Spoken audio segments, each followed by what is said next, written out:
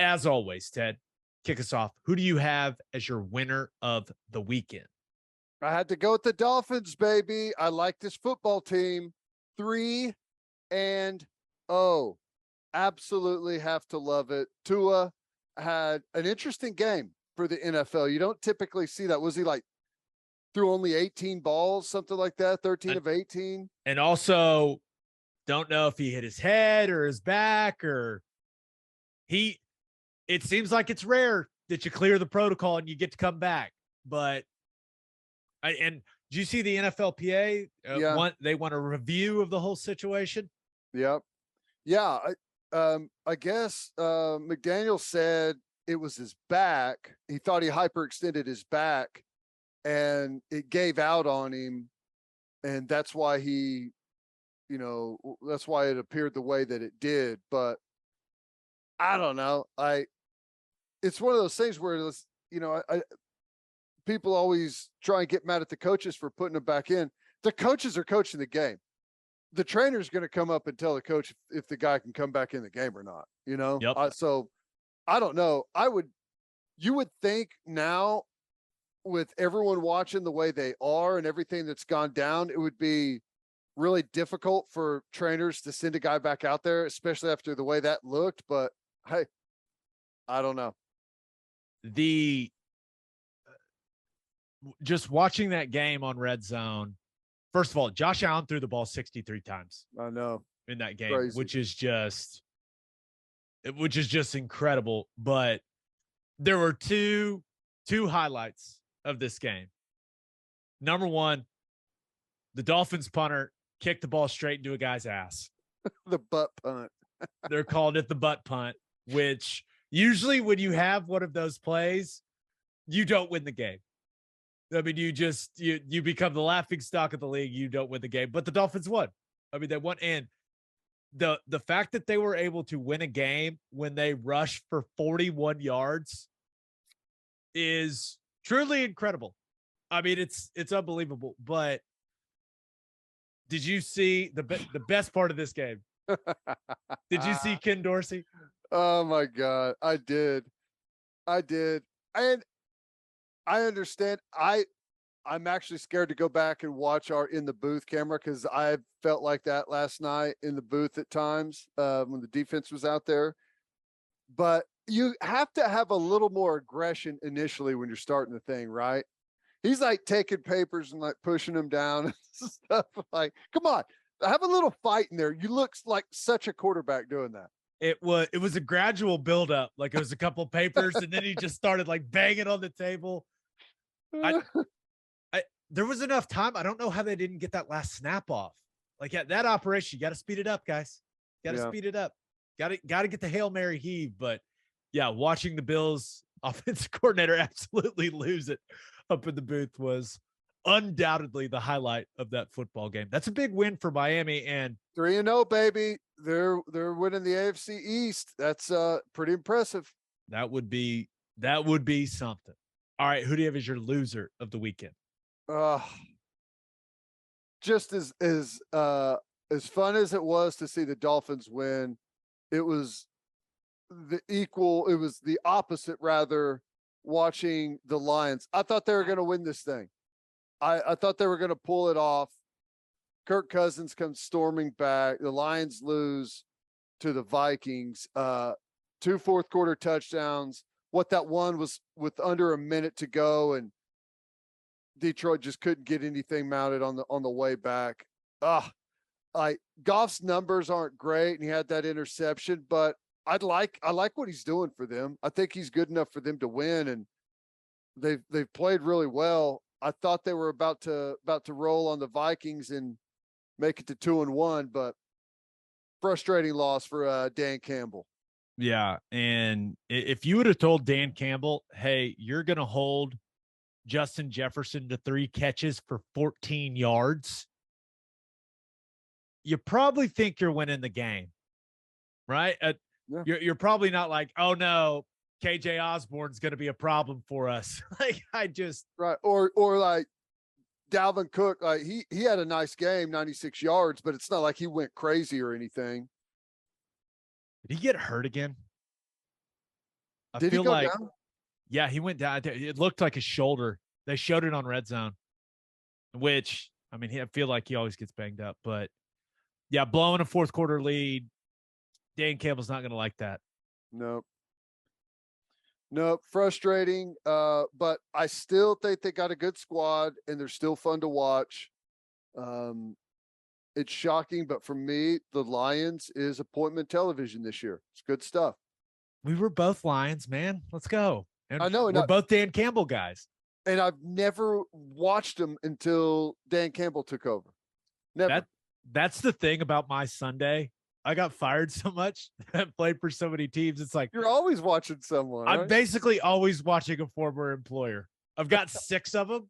So as long as they're not playing each other, it's like, I've got options to cheer. But the best thing about my Sunday, I have no NFL team. So I just get to enjoy NFL football purely for the fact that it's the best guys in the world at what they do. And I've got no rooting interest except for cheering for the OU guys, obviously, but it's nice.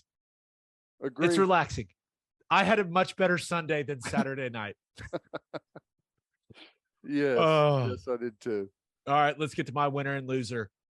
But first, First Fidelity Bank is a full-service financial institution based in Oklahoma with tailored solutions for all your personal and business needs. Checking accounts, saving accounts, home loans, and much more. They do it all. Whether it's online banking from your computer or mobile banking from your phone, everything is stress-free with FFB. Making mobile deposits, paying bills online, and moving money to different accounts could not be easier. First Fidelity Bank provides free ATMs worldwide, making banking convenient wherever you are. They also give back to the community. FFB donates a total of more than $500,000 to local charities and educational foundations. Make your life easier and go bank with First Fidelity Bank. Visit ffb.com for more information. And if you're a whiskey or bourbon drinker, stop what you're doing, head to your favorite liquor store and buy some Balcones products. You got to grab some of Balcones Lineage single malt whiskey. It was just voted one of the top 20 whiskeys in the world by Whiskey Advocate, and you'll be shocked by how affordable it is. Also, you got to snag some of Balcones Baby Blue Corn whiskey. It's made from blue corn. That's the fancy corn. And that is why it has won more than 25 awards. I feel like OU losing really took away from the fancy corn line there. Gosh, we need them winning, man. Last but certainly not least, you got to buy some of Balcones Pot Still Bourbon. Its big flavors make it the perfect bourbon to drink year round. Remember, in 2012, Balcones Single Malt won the Best in Glass competition, beating brands like Johnny Walker and Macallan. This stuff is the real deal, people. If you love great whiskey and bourbon at a great price, then Balcones products are the only way to go. The whiskey may be made in Texas, but the owners are from Oklahoma. To find a liquor store that has it, visit balconesdistilling.com. All right, for my winner of the weekend, thought about going with the Kansas Jayhawks. The 4-0 Kansas Jayhawks got it done against Duke. I'll say, game got a little interesting there late. Duke had a chance, had a chance to go drive and tie the game, maybe go for 2 and win it. But Kansas gets the stop, and what a start to the season for Lance Leipold and the Jayhawks. And the reward for their fans is now everyone thinks that their coach is going to leave for someone else. But, hey, it is what it is. Yep. And Jalon Daniels was spectacular again. 19 and 23, 4 touchdowns, passing, 83 rushing yards and a touchdown. No one, and I mean this, from what I've seen, no one in college football means more to his team than Jalon Daniels means to Kansas. He has been phenomenal for them. And I think there's a good chance the train keeps rolling. All right. That offense is legit. There's a chance. It's not a fluke. Yeah, there's a chance, a good chance they're undefeated whenever we play them. I think they've got Iowa State and then TCU next. Is that right? Think so. Be hard to pick them against Iowa State, but still, it would not shock me with as good as he's playing. Yeah, he's been really good, man. It's been fun to watch, but My winner of the weekend, the Texas Tech Red Raiders. Woo! Get it done in overtime against the Longhorns. And, going into the game, Donovan Smith had not played well the last couple. He had not. He'd been bad, honestly. And for him to come out and to play the way he did, it was impressive. He took care of the football, did damage with his arm, didn't put the ball in harm's way because this is a guy that had been throwing it to the other team quite a bit, did damage with his legs. Thought Miles Price was huge for Tech in this game, but really this is something we saw several times last year. Texas blowing 2-score leads. Yep. I mean, they had a 2-touchdown lead in the second half, and I'm not trying to take away from Tech at all, right? Those guys played hard. They deserve that win. But, man, this is starting to feel like a trend under Steve Sarkisian. I think I saw in 5 of their 9 losses now that Sark has been leading the program. Here it is. 5. So Sarkisian is 7-9 as Texas head coach so far. They held a halftime lead in 5 of those 9 losses. They held a fourth quarter lead in 5 of those 9 losses. They had double-digit leads in 4 of the 9 losses. Yikes. Crazy. Yep. Crazy. Which, they did a good job of even getting it to overtime. Did you see the end of regulation? Tech. Prevent defense, baby. My goodness. That was horrible. Horrible. But hey, they end up getting it done. And yeah, Bijan, man, that was crazy seeing him fumble that ball. That would be the last guy on that team you would expect. Yeah, I felt for Bijan Robinson. I've had the pleasure of, interviewing him in person, interviewing him on our radio show over on Big 12 Radio a couple times, and talked to a lot of people about him, people inside that program, people that have covered them. The kid is, he's everything you want in a football player. He's nice. He's humble. Like he's got the NIL stuff and that's great, but like, he's also an awesome player. I haven't heard one bad thing about him. So like when I saw him fumble, part of me was like, anyone but him, Yep.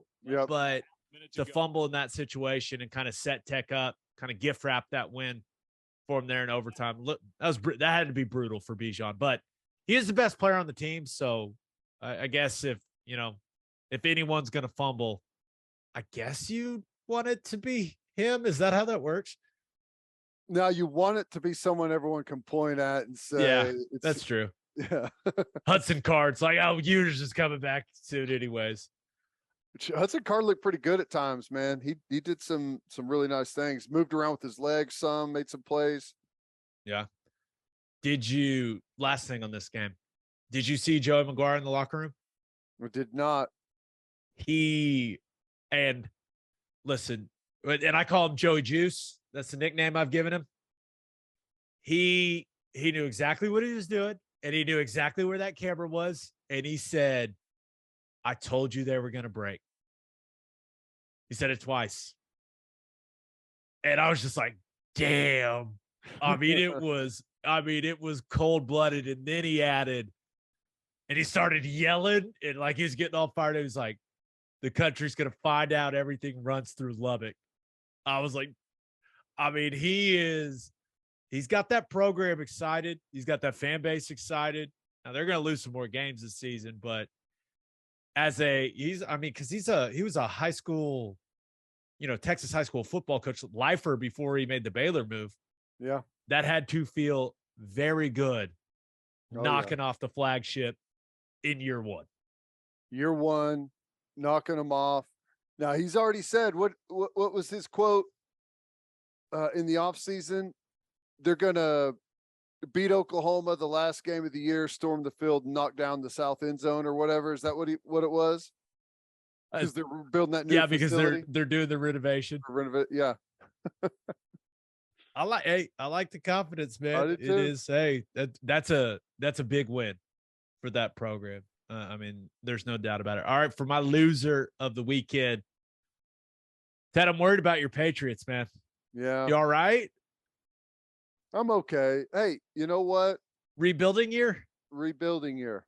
Yeah, Did you that's see what how it happened to is. Mac Jones? Last offensive play they were out there. Yeah. Calais Campbell's a big human being. You don't want that big human being falling No. on your ankle. Does he go about 6'9"? About 6'7", 310. He's Longest huge. arms ever. Just a massive human, but lose to the Ravens. And the worst part, he hurts his ankle. Ball gets intercepted. Terrible. Yeah. So I'm worried about you, man. You I haven't know. mentioned your Patriots once yet. Hey, we'll be okay. Trust the process. Trust the process. We'll find another Tom Brady somewhere. It's gonna Yeah. happen. Yeah. Those grow on trees. Good luck with that. I also thought about going with the Miami Hurricanes as my loser of the weekend. Wow. Whoa. They got blasted. That score is not indicative of how bad that game was.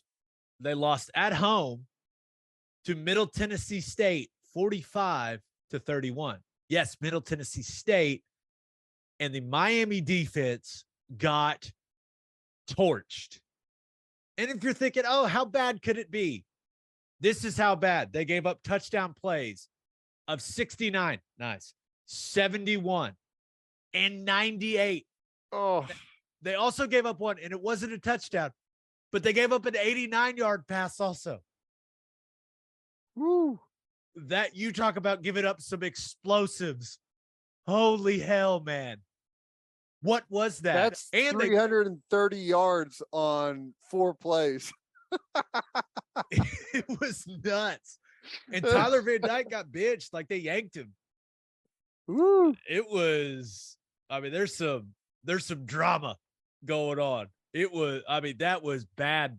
You thought OU's performance was bad. You thought OU's defense was bad. At least it wasn't Miami's. Woo.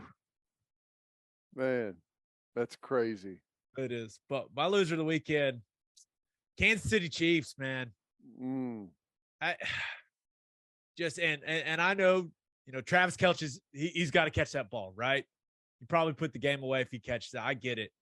But they just didn't seem like they had much juice in this game. And listen, I don't think the Colts are a very good team, and the Chiefs started slow. It was sloppy. The execution wasn't great. But that drive that Indy went on was insane. I mean, you just don't see forever. Yeah, that was like, it was like an academy. Like you don't see drives like that in the National Football League. The Colts got the ball with 8:38 in the fourth quarter, and they were down 17-13. They went on a 16-play, 8-minute and 14-second drive, and they punch it in with 24 seconds left to go up 20-17. Now they end up picking off Mahomes and kind of their last-ditch effort, and that seals the deal for the Colts. But that drive, I was sitting there watching it. I was like, oh, but like couldn't get him off the field. Like it was, I'm sure there's been other drives like that in the NFL, but against the Chiefs and with how bad the Colts have looked up to this point, I couldn't believe it. I was sitting there, my mouth was wide open. I was like, what is happening? That's crazy. That is every offense's like just dream scenario to close a football game out that way. And I'll tell you, as a defensive player, like chilling on the sideline, watching that's like, because it's almost as if you went home, took a nap, fueled up, got something to eat, like you're ready to go the next time you take the field. That's so awesome. And seeing the Chiefs only score 17 points was, I mean, we touched on the lack of execution, but man, that's just. How long do you think that was in real time? There was a 2-minute warning involved as well, so it was a long time. It had to be probably 30 minutes, right? It seemed like forever, man. Because I was watching Red Zone and then I flipped over to that game and I was just like, oh my God, like it just never ended. Just think about how that's like, it's almost like the time you got off the bus until opening kick. It feels like to lose all rhythm as an offense, to try and go back out there with the entire game on the line. If you've been sitting there for 30 minutes, twiddling your thumbs, that's tough. Yeah. And I mean, it all started, they converted a 4th down, then 3rd down, like it just kept going. It was nuts, but the Chiefs got to get the running game figured out.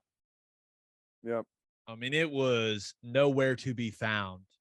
And this is a great reminder, right? The Colts come in, they had the tie, right? So they were 1-1 coming into this game.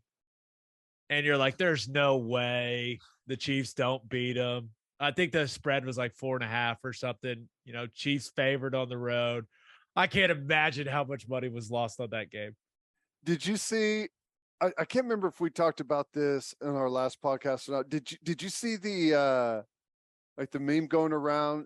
The Colts were 1-1, and it's the best start to the season in like it's in quite a while to be 0-1.